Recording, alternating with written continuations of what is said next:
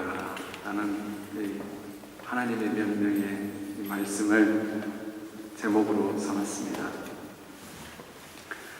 구약에서 신의 산 이름이 아주 많이 등장합니다. 여러분들 이스라엘 성지순례를 하신 분들은 아마 신의 산 가보신 분 계세요? 네. 아마 신의 산을 정말 성경에서 모세가 하나님을 만난 그 신의 산을 지명을 찾아보려고 고고학자들이 지금까지 머리를 싸매고 찾고 있지만 의견이 분분합니다. 그 학자만큼 신의 산이 많이 등장합니다. 그러나 이 신의 산, 이 사건은 구약에 있어서 또 우리 오늘날까지 성도들에게 가장 중요한 사건입니다. 오늘 본문 이 34장의 말씀은 모세가 두 번째로 하나님께 십계명 그러니까 계명을 돌판을 두 번째로 받는 날입니다. 첫 번째는 어떻게 됐죠? 모세가 화가 나가지고 깨버렸습니다. 여러분들 첫 번째 사건을 제가 말씀드릴 텐데 다 아시지만 함께 상고해 보길 바랍니다. 역시 신의 산에서 하나님께서 명령하셨습니다. 오늘 말씀과 달리 하나님께서 친히 돌판을 준비하셔서 이제 율법과 언약을 기록하시며 이스라엘 백성과 새 언약을 체결하십니다. 모세는 하나님께 언약의 말씀을 받고 책을 가지고 먼저 이스라엘 백성 앞에서 낭독을 했습니다. 세계가 다 내게 속하였나니 너희가 내 말을 잘 듣고 내 언약을 지키면 너희는 열국 중에서 내 소유가 되겠고 너희가 내게 대하여 제사장 나라가 되며 거룩한 백성이 되리라. 거룩한 백성을 삼기 위해서 하나님께서 거기에 맞는 이제 율법을 주셨습니다. 이 말씀을 듣고 우리 방금 집사님 성도님께서 아멘 하신 것처럼 이스라엘 백성들이 이 말씀을 듣고 우리가 이 언약의 말씀을 순종하고 준행하겠습니다 라고 출애굽기 24장 4절에 서약을 했습니다. 이 서약을 하고 나서 모세가 40일 동안 이제 이 신의 산에 남아서 하나님께서 돌판에 완전히 새겨주실 때까지 기다리는 시간이 있었습니다. 40일. 이 40일 동안에 일이 일어났습니다. 무슨 일이요? 이스라엘 백성들이 40일 너무 길다. 못 기다리겠다. 대체 모세는 언제 내려오고 하나님께서는 언제 그 계명을 주신단 말인가? 그냥 우리가 가나안 땅으로 가자. 우리끼리 가자. 그러려면 신이 필요한데 하나 만들자. 우리가 신을 만들자 하고 아론에게 제청을 해서 아론은 군중들의 그 힘에 못 이겨서 금송아지를 만들어줍니다. 금송아지를 만들어서 바로 이 금송아지가 앞으로 우리를 인도할 신이다 라고 춤추며 찬양하며 예배를 하였습니다. 모세는 40일 동안 이제 기다리면서 하나님께 받을 돌판을 기다리는데 하나님께서 이미 이스라엘 백성들의 타락상을 보셨어요. 모세야, 내가 도저히 안 되겠다. 이스라엘 백성들을 내가 다 쓸어버리겠다. 멸하리라. 모세가 간청합니다. 하나님 한 번만 봐주세요. 하나님께서 모세의 그 간청에 위해서 이제 참으시려고 합니다. 그리고 40일이 돼서 이제 드디어 내려와서 그 현장을 목도하자마자 모세가 중보 기도를 했지만 너무나도 어처구니가 없고 화가 난 나머지 받은 십계명을 깨버리고 갑니다. 그리고 나서 사람들이 형벌을 받게 되는 우리가 사건을 압니다. 그리고 나서 오늘 34장에 다시 하나님께서 모세를 시내산으로 불렀습니다. 이번에는 다르게 너가 돌판을 준비해와라. 예수님의 말씀에 순종하여서, 하나님의 말씀에 순종하여서 모세는 시내산에 오릅니다. 여기에 큰 은혜가 있다고 생각합니다. 모세가 하나님께 받은 계명을, 그 은혜의 말씀을 화가 나서 깨버렸습니다. 사실은 의분이기도 하지만 하나님 앞에서는 죄를 범한 것입니다. 어떻게 보면 시내산에서 부르셨을 때 모세는 가기 싫었을 것입니다. 왜냐하면 시내산 하면 뭐가 생각나요? 자기가 돌판을 가져와서 내려와서 깨버린 사건, 사람들을 심판하고 죽이는 사건들이 떠오를 것입니다. 그런데 하나님께서 그 자리에 부르셨습니다. 다시. 왜 시내산에 부르셨을까요? 시내산은 하나님의 산입니다 라고 합니다. 바로 하나님께서 임재하시고 하나님께서 은혜를 베푸신 그 산에 바로 하나님의 신실함을 보여주기 위해서, 변함없는 하나님의 사랑을 보여주기 위해서 바로 모세를 다시 부르신 것입니다. 모세와 약속을 했습니다. 내가 너와 함께 하겠다. 자신 없는, 어떻게 보면 이제 어떻게 앞일을 자기가 지도자로서 감당해야 될지 모르는 순간에 하나님께서 이 시내산, 은혜의 장소, 회복의 장소로 불러주셨습니다. 그러면서 하나님께서 이런 말씀을 해주십니다. 오늘 말씀에 보니까 6절 말씀, 여호와께서 그 앞에 모세 앞으로 지나시며 선포하시되, 모세 앞을 지난다는 이 말 얼마나 은혜가 되는지를 모릅니다. 하나님께서 모세를 지나가십니다. 그런 지나가시는 그 하나님께서 자신이 지나가는 내가 누구인지를 오늘 말씀해 주고 있습니다. 그 말씀이 뭐냐면 우리 함께 봉독했으면 좋겠습니다.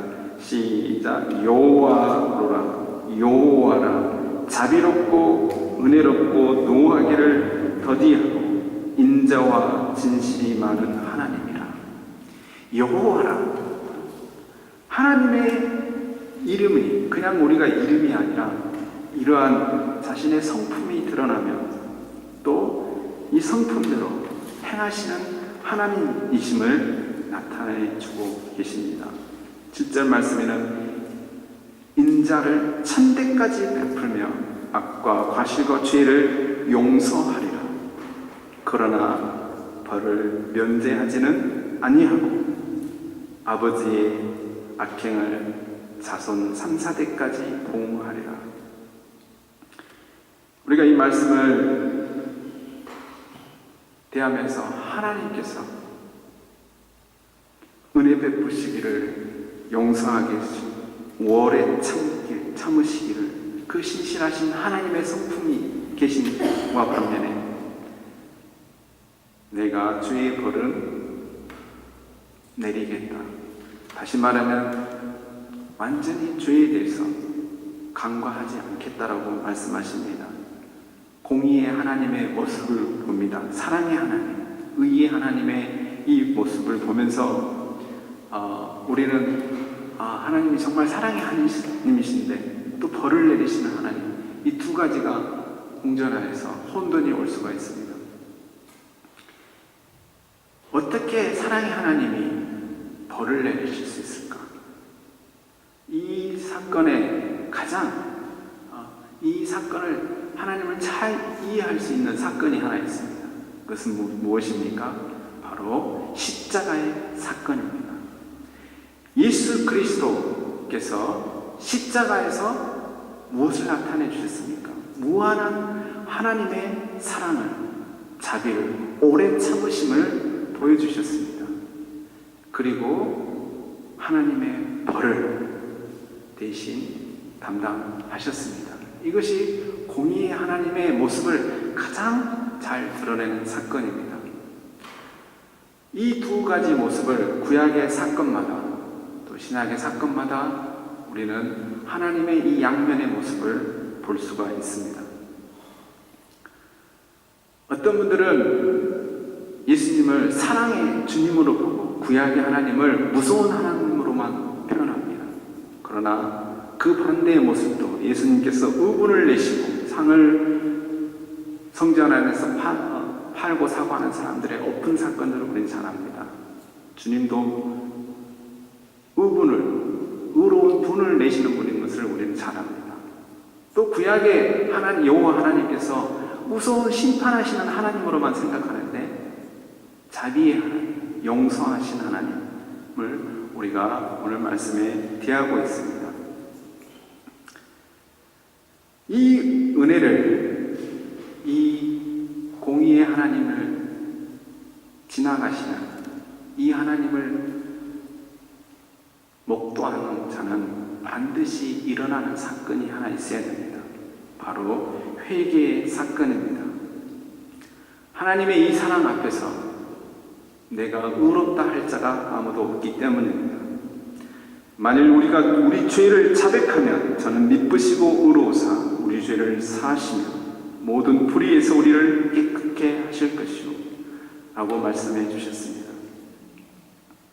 오래 참으시는 하나님, 자비하신 하나님, 노하기를 더디하신 그 하나님 앞에 이스라엘 백성들은 고집을 피우고 그들은 끝까지 회개하지 않는 그런 모습들을 많이 보여왔습니다.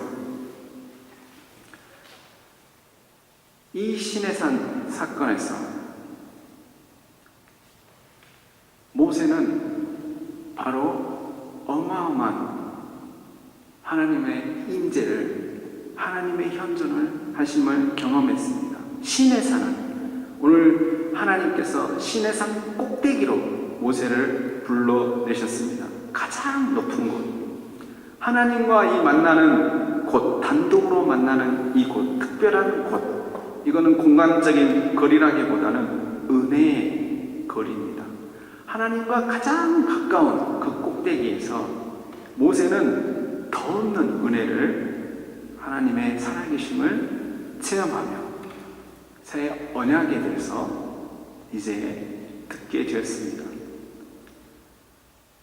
하나님이 누구신지를, 여호와가 누구신지를 체험한 그가 그곳에서 고백한 반응이 있습니다. 그가 그 은혜 앞에 반응한 첫 번째 행동이 무엇일까요? 오늘 말씀해 보니까 그가 첫 번째로 하나님을 만나고 나서 한 행동이 뭐냐 했더니 바로 중보 기도입니다. 무슨 중보 기도요?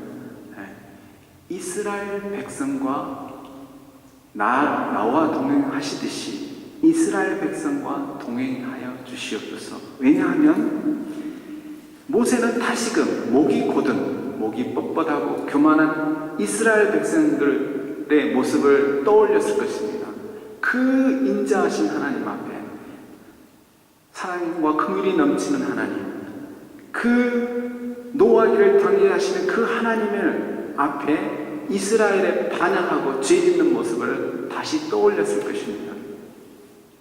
그러면서 바로 그가 자기의 은혜 받은 것보다 바로 지금 은혜를 받아야 될 이스라엘 백성들을 위해서 강구하고 있습니다.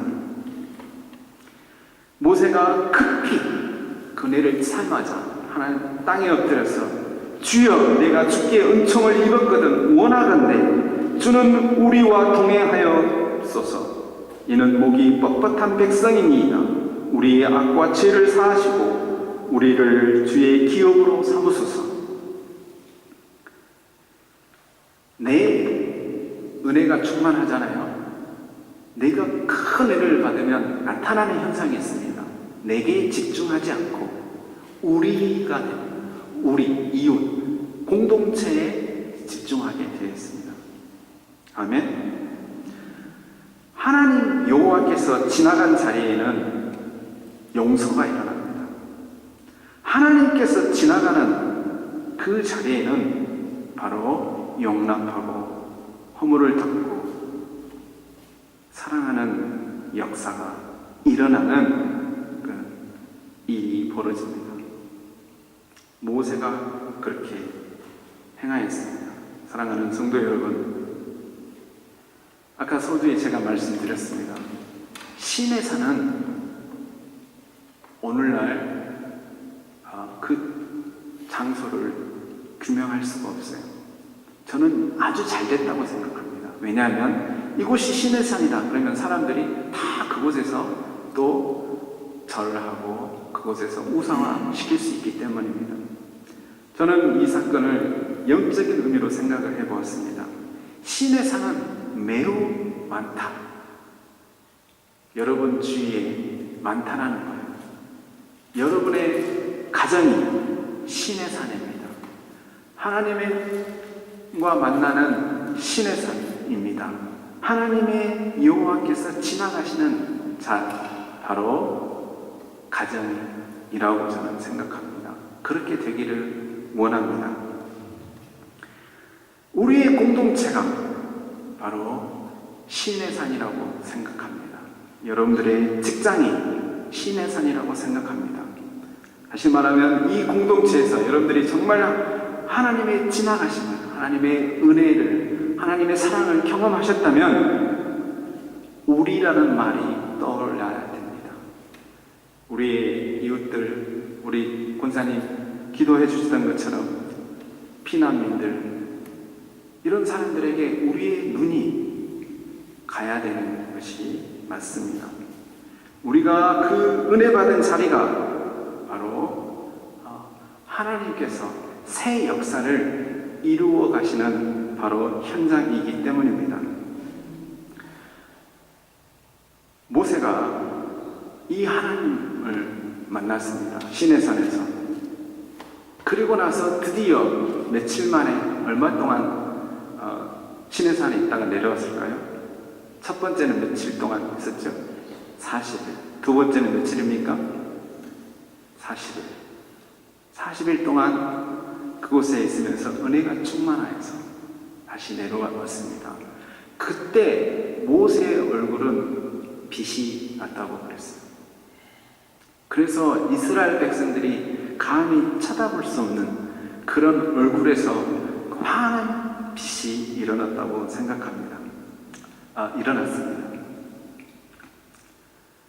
어떤 빛이었을까요? 은혜의 빛, 기쁨과 감사의 빛, 하나님의 약속을 받은 사람의 그 흥분할 수 없는 그 모습이 이 모세의 얼굴의 빛에 나타났다는 것입니다.